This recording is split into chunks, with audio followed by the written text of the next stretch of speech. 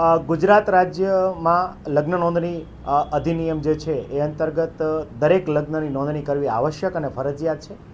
રાજકોટ મહાનગરપાલિકાની આરોગ્ય શાખા હેઠળ આરોગ્ય અધિકારીને હોદ્દાની રૂએ રજિસ્ટ્રારના પાવર છે ડેડિકેટેડ કરવામાં આવેલા છે. અનુસંધાને જોવા જઈએ તો ગત જાન્યુઆરી 2025થી માંડીને એપ્રિલ 2026 સુધી એટલે કે 12+4 મહિના દરમિયાન રાજકોટ મહાનગરપાલિકાની આરોગ્ય શાખા હેઠળ કુલ જે છે એ 10,433 જેટલી અરજીઓ છે લગ્ન નોંધણી માટે આવેલી હતી. એ અનુસંધાને જોવા જઈએ તો કુલ એ પૈકી 122 જેટલી અરજીઓ જે છે એ રિજેક્ટ થઈ છે અને બાકીની તમામ અરજીઓમાં આપણે મેરેજ સર્ટિફિકેટ જે છે ધારાધોરણ મુજબનું આપવામાં આવેલું છે.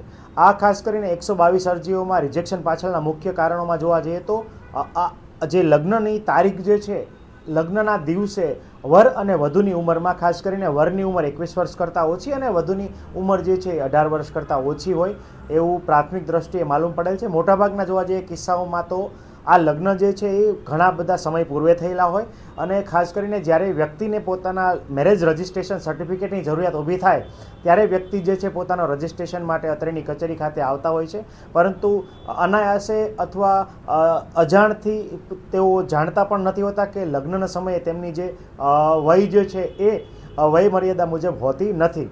આવા કિસ્સામાં જે છે રાજકોટ મહાનગરપાલિકા આરોગ્ય શાખા હેઠળ એમનું મેરેજ રજિસ્ટ્રેશન જે છે સ્વીકાર્ય કરી શકાતું નથી અને એમનું મેરેજ સર્ટિફિકેટ માટેની અરજી રિજેક્ટ કરવામાં આવે છે.